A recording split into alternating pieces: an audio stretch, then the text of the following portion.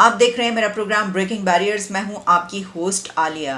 इस वक्त हम बात करने लगे हैं कल होने वाले एक ऐसे समिट पर जिसके अगर पॉजिटिव रिजल्ट हमारे सामने आ गए तो दुनिया में इस वक्त जारी एक बड़ी जंग का खात्मा हो सकता है। लेकिन क्या ये इतना ही आसान है? इस पे आज बात किए लेते हैं। आपको हम ये बताते चलें कि जिस बड़ी समिट की हम बात कर रहे हैं वो सऊदी अरेबिया होस्ट कर रहा है। सऊदी अरेबिया कल और परसों यानी 5th and 6th ऑफ अगस्त को एक समिट होस्ट कर रहा है जद्दा शहर में, जिसमें 30 से ज़्यादा कंट्रीज़ पार्टिसिपेट करेंगे। और ये समिट होगी यूक्रेन और रशिया के बीच होने वाली जंग के लिए एक peace formula, 10 points peace formula जो कि ज़ेलेंस्की की तरफ से सामने आया है, उसको डिस्कस किया जाएगा। इस पीस फार्मूले के क्या 10 पॉइंट्स हैं और कौन से कंट्रीज़ इसमें शामिल हो रहे हैं। लेकिन जैसा कि मैंने आपको बताया कि ये एक बड़ी समिट, एक बहुत अहम समिट दुनिया की इसलिए है कि एक तो पहली मर्तबा सऊदी अरेबिया की तरफ से कोई ऐसा स्टेप लिया जा रहा है कि सऊदी अरेबिया होस्ट कर रहा है इस समिट को। वो कि इससे पहले रशिया और यूक्रेन के हवाले से जो बड़ी मीटिंग कोपेनहेगन में हुई उसमें भी सऊदी अरेबिया शामिल था। लेकिन आज से पहले यूक्रेन और रशिया के बीच मीडिएशन की जब भी बात की जाती रही तो इंडिया का नाम आता रहा।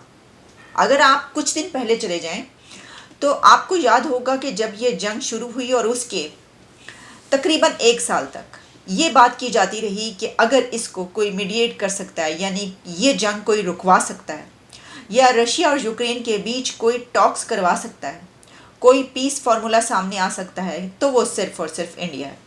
और इंडिया की तरफ से इस हवाले से इसके ऊपर आवाज़ भी उठाई गई। इंडिया की तरफ से ये कहा गया, हमारे हमसाया मुल्क भारत के प्राइम मिनिस्टर नरेंद्र मोदी साहब की तरफ से भी कई फोरम्स पर यह बात की गई कि हम दोनों कंट्रीज़ के बीच मीडिएशन करवाने के लिए तैयार हैं। लेकिन अब हमें ये पता चल रहा है और ये ख़बर सामने आई है कि 2 दिन पहले से ये खबर सामने आ रही है कि अब सऊदी अरेबिया ये समिट होस्ट कर रहा है। लेकिन सऊदी अरेबिया ने इंडिया को कॉल किया है, यानी इंडिया को इसमें इनवाइट किया है। और ऐसा ही लगता है कि सऊदी अरेबिया भी इंडिया की तरफ ख़ास तौर पर देख रहा है कि इस समिट के दौरान अगर दोनों मुल्कों के बीच कोई पैचअप या पीस प्रोसेस की बात होती है तो यकीनी तौर पर इंडिया इसमें सऊदी अरेबिया के साथ मिलकर बहुत अहम रोल प्ले कर सकेगा और करेगा। इसकी वजह क्या है? इसकी वजह आप जानते हैं कि इंडिया एक ऐसा कंट्री है इस दुनिया में कि जिसकी पॉलिसीज़ तमाम कंट्रीज़ के साथ हमें न्यूट्रलिटी की बेस पर नज़र आती हैं। अगर आप देखें कि ये जो नॉन अलाइनमेंट की पॉलिसीज़ हैं इंडिया की, इसमें जहाँ एक तरफ वो वेस्ट के साथ खड़ा हुआ नज़र आता है तो वहीं पर रशिया के इंडिया के साथ जितने पुराने और गहरे रवाबित और ताल्लुकात हैं उस पर तो कोई दो राय नहीं है किसी की भी। तो इस बिना पर यह बात कही जा रही है कि भारत वो मुल्क है कि जो प्रेसिडेंट पुतिन के साथ भी बड़े अच्छे तरीके से बात कर सकता है, तो वहीं यूक्रेन के मामले पर वेस्ट के साथ भी कोई बात करवा सकता है। देखिए, ये तो हमें पता चल जाएगा। लेकिन इसमें एक बात बहुत अहम है कि रशिया को इसमें इनवाइट नहीं किया गया। इस समिट में रशिया को इनवाइट ना करना क्या कह रहा है? क्योंकि इस समिट में West led opposition of Russia शामिल है। यानी जब हम 30 कंट्रीज़ की बात कर रहे हैं तो इन कंट्रीज़ में बेशतर कंट्रीज़ वो हैं जो कि यूक्रेन के पीस फार्मूले को सही समझते हैं और रशिया के ख़िलाफ़ हैं। तो प्रेसिडेंट पुतिन को इसमें ना बुलाना क्या सही है या गलत है, ये तो एक अलग मामला हुआ। लेकिन रशिया की तरफ से इसके ऊपर आंख रखी जा रही है। रशिया ने ये कहा है कि क्रेमलिन स्पोक्स पर्सन की तरफ से ये कहा गया है कि हमारी आंख है इसके ऊपर, हम इसको देख रहे हैं और हम इसको बहुत करीबी आंख से देख रहे हैं और हम देखेंगे कि इसके अंदर क्या किया जाएगा। पहले तो ये कि इसके अंदर होना क्या है हमें यही नहीं पता, हमें पहले ये तो पता चले कि इसके अंदर क्या होगा। अब ऑब्वियसली अगर एक समिट ऐसी हो रही है कि जिसमें रशिया नहीं बल्कि यूक्रेन के 10 पॉइंट्स फार्मूले को डिस्कस किया जाएगा तो उसमें रशिया को रिजर्वेशंस तो होंगी।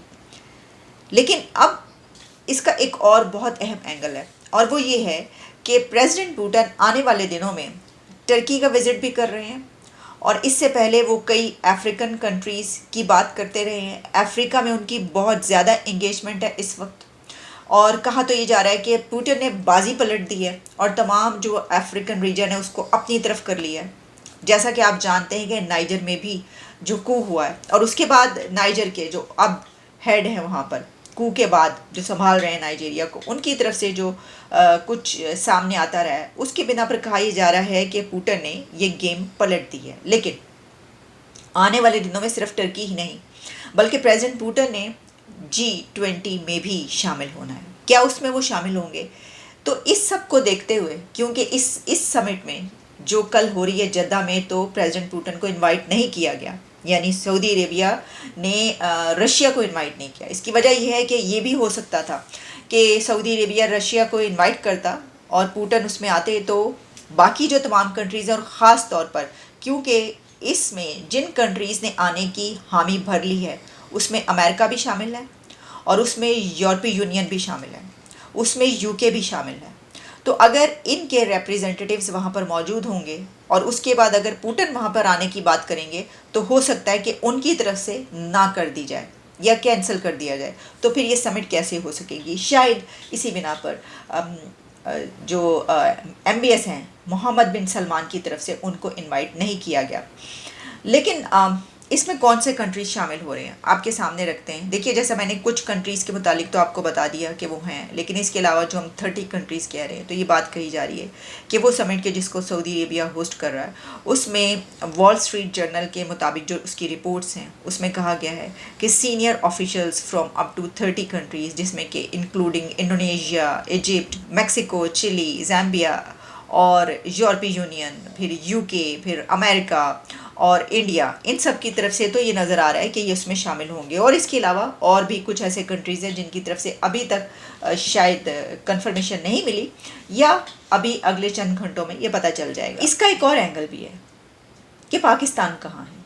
इसकी वजह ये है कि पाकिस्तान भी सऊदी अरेबिया का बहुत स्ट्रॉन्ग अलाई है। स्ट्रॉन्ग अलाई इस तरीके से कि हम उनको कुछ दे तो नहीं सकते, लेकिन वो हमें बहुत कुछ देते हैं। लेकिन जो मिलिट्री लेवल पर एंगेजमेंट है वो भी बहुत ज़्यादा होती है। तो इतने गहरे ताल्लुकात के बावजूद सऊदी अरेबिया का पाकिस्तान को ना बुलाना, या पाकिस्तान को अगर बुलाया गया है तो अभी तक ऐसी खबर कोई सामने नहीं आ रही।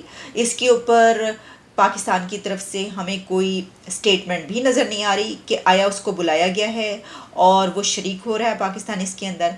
और मैं तो ये समझती हूँ कि सऊदी अरेबिया में अगर कोई ऐसी समिट हो रही है, क्योंकि इससे पहले, हालांकि इसमें ये बात आप याद रखिएगा कि ये जो मीडिएशन की बातें होती रही कि जनाब हमें पता था, इससे पहले इमरान खान के दौर में ये बात की जाती रही कि जनाब वो चाहते हैं कि मीडिएशन करवाएं, या उनकी तरफ से भी कोई ऐसी पेशरफ्त हुई है, या ज़ेलेंस्की को ये कहा गया, या यूक्रेन को, तो ऐसा कुछ पॉसिबिलिटी नहीं है। यानी मैं नहीं ऐसा समझती कि हम उस पेडेस्टल पर मौजूद हैं, या हमारी वो क्रेडिबिलिटी है, या हम एक ऐसी ताकत हैं कि जो दुनिया की इतनी बड़ी जंग को रुकवा सकते हैं।